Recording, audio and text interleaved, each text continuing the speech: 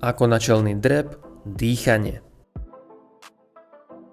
Pri dýchaní chceme aplikovať tzv. Valsavov manéver.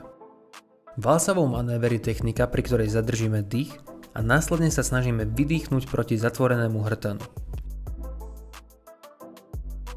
Kľudne si to môžeš vyskúšať aj teraz. Zhlboka sa nadýchni, snaž sa vydýchnuť, ale nevydychuj.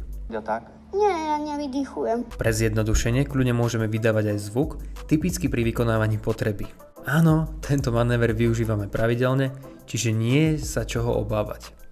Pri tejto technike si vieš predstaviť seba samého, ako kebyže ideš pod vodu. Čiže v hornej pozícii sa nadýchneš, klesáš do spodnej pozícii, sme pod vodou, stúpaš nahor, sme pod vodou, ale už sa vynáraš, čiže nejaká tá bublinka môže ujsť a v hornej pozícii vydýchneš a opäť sa nadýchneš.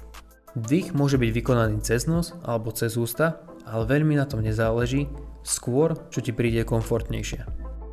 Zároveň dých môže ísť aj do pľúc, kde inde, neviem, tým, že sa nám zodvihne horná časť tela.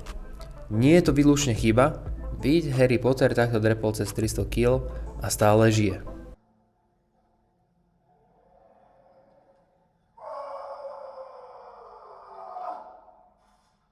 Na fyziologickej úrovni Valsavov manéver môže zvýšiť krvný tlak, čo môže byť nebezpečné pre ľudí s určitými zdravotnými problémami, ako je vysoký krvný tlak alebo srdcové ochorenia.